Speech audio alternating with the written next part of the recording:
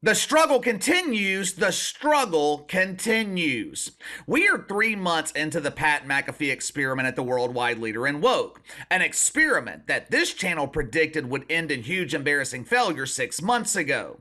Now, I'm a positive person. When looking at a situation that doesn't seem to be working out, I try to find the silver lining. I try to find at least one glimmer of hope. The good news for Pat McAfee, his ratings have shown some growth during the month of November. So far, ratings are up 4% when compared to the devastating month of October, which followed the abysmal debut of his show on ESPN in September. Woohoo! We finally showing some growth. Let the big dog eat. Bad news for Pat McAfee, 4% growth. That represents going from nothing to almost nothing.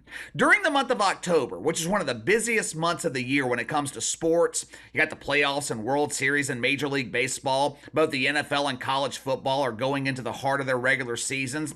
NBA regular season begins in October. Well, KC, you forgot about the WNBA and the NWSL. Yeah, so does everyone else. During the month of October, Pat McAfee, he averaged 284,000 viewers on ESPN.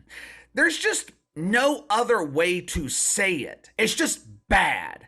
I can't imagine this is the way that both Pat McAfee and ESPN thought this relationship would start. Now, just to be fair, Pat McAfee, he has shown positive growth each month. Ratings in October, they were better than ratings in September, and so far, ratings in November better than October. Now, some would argue that Pat McAfee is trending in the right direction. But is the show really growing? Or is it simply the fact that more people are watching ESPN right now because it's football season?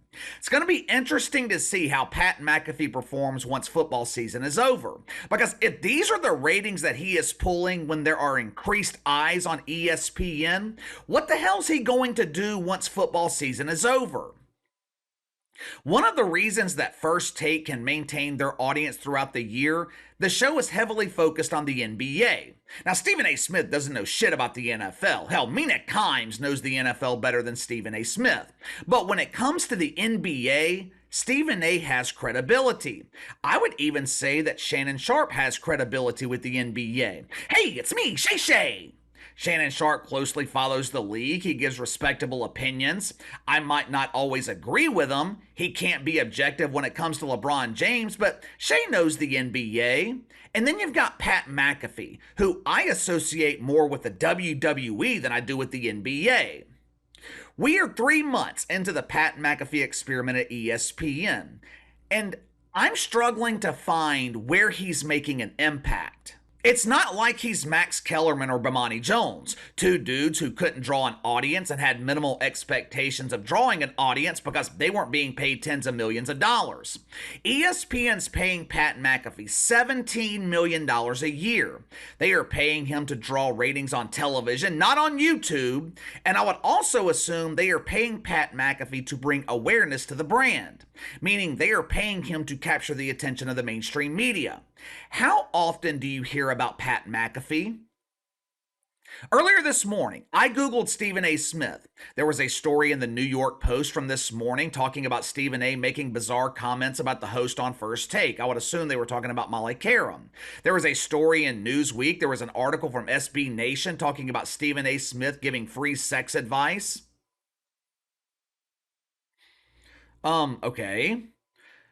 With ESPN being the home of woke hugs and the butt bongo, I don't think that's the sex advice most men are looking for. But from the perspective of ESPN, who cares? Stephen A. generates headlines in the media on a daily basis. Same can be said for Shannon Sharpe. He was mentioned in articles from Yahoo, Complex, God-Awful Announcing. Both Stephen A., Shannon Sharpe, they're making an impact. I Googled Pat McAfee.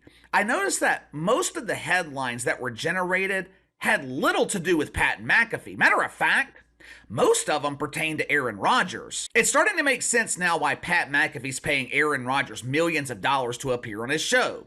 His weekly appearances on Tuesday, it's the only time the Pat McAfee Show is getting noticed. No one is watching Skip Bayless on Undisputed on FS1, and that is not hyperbole. That is not me exaggerating. I would be surprised if Undisputed was still on the air by this time next year. Skip Bayless, he is being consistently beaten by the insufferable Nikki Wright. Undisputed doesn't make the top 10 at a network where the highest rated show is Colin Cowherd with 213,000 viewers. But even with that being the case, Skip Bayless, he manages to generate interest in the media. Seriously, how often do you hear about Pat McAfee? How often do you see a clip of his show circulating on social media because of something controversial that he said? I think one of the problems with Pat McAfee, he's the nice guy, which is fine. That's great. There's nothing wrong with being the nice guy. But when you're hosting a national radio program that's also being broadcast on television, nice guys have a tendency to become bland. Just think about the guys who make it big in radio or television, and the one thing they all have in common. Howard Stern, Stephen A., Shay Sharp, Skip Bayless, Colin Cowherd, Clay Travis. What do all those dudes have in common? They're not afraid to be the asshole. They're not afraid to hurt feelings. They're not afraid to speak their mind. Howard Stern made a career by going after people he didn't agree with. Why has Skip Bayless remained in a prominent position on television for almost 2 decades? Because he's got a weird obsession with LeBron James. Now, you might not agree with it. Hell, most people don't, but that doesn't change the fact that it was effective. It's made people pay attention to Skip Bayless for years now. Clay Travis made his mark by going after the shit fucks. And then you've got Pat McAfee, the loud, somewhat emotional goofball, which is fine. Pat McAfee, he does have some level of appeal, but I think what ESPN is quickly finding out, it only appeals to a niche audience. Pat McAfee, he performs very well in the 18 to 34 demo. He appeals to a younger audience. But when you're running a network like ESPN, you're trying to appeal to a broad audience. I also wonder if there's some internal jealousy at ESPN when it comes to Pat McAfee. Hell, I guess I shouldn't say I wonder, since there have been multiple reports claiming that is exactly the case.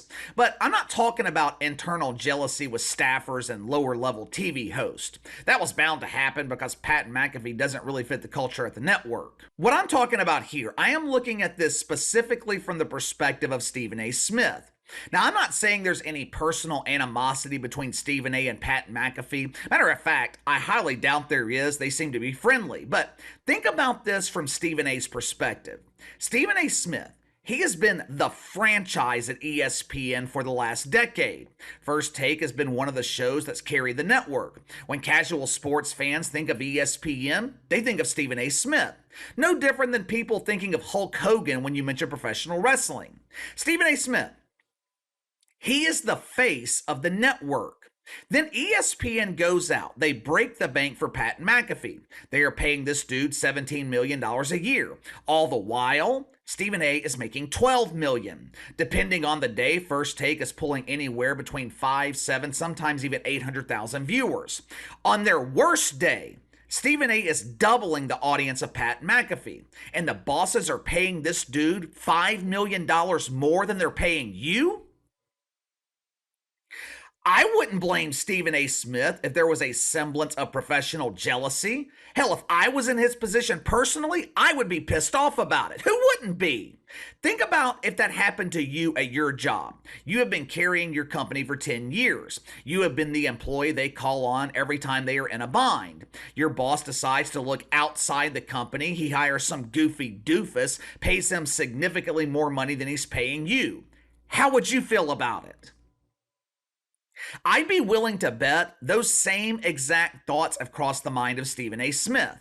I don't know what Pat McAfee is going to do once football season ends. If he's struggling to draw an audience on ESPN during the most popular time of the year for both the network and his show, what is going to happen once we get to February, March? It's going to happen in May, June.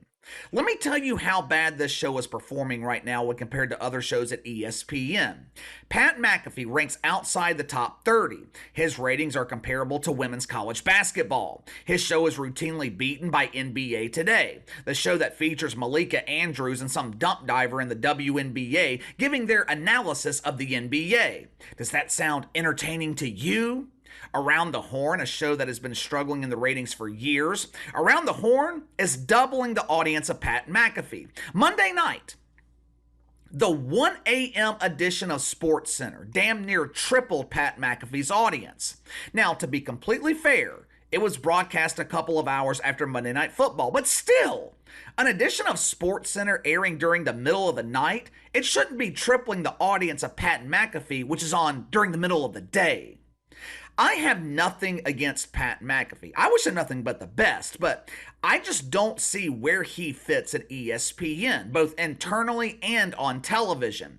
Fans of College Game Day, they are begging for him to be removed from the program. They claim that he interrupts the rhythm of the show. And even though his ratings have grown since his debut back in September, I wouldn't say that he's gaining any real traction. I wouldn't say that Pat McAfee is making an impact. At $17 million a year, that is what you're being paid to do, make an impact. I just don't see it, but maybe I'm wrong. Maybe you see something that I don't. You tell me, has Pat McAfee made an impact at ESPN? Has he brought increased attention to the network? Outside of his weekly segment with Aaron Rodgers, when do you see his show talked about in the media? Do you think there is a level of professional jealousy with Pat McAfee at ESPN? Like I said, if I'm Stephen A. Smith, I would have a problem with it. Now, I wouldn't hold it against Pat McAfee. I wouldn't blame him for it, but I would have a real problem with ESPN paying some dude more than they're paying me when I have been carrying the network for years and I'm doubling, tripling the size of his audience. How would you feel about it? Let me know. Sound off in the comments below. Like, subscribe, share the video. I appreciate you guys and your continued support. Best way to contact me is by email at btlkc84@gmail.com, KC_BTL84 on Twitter. I'll see you guys later.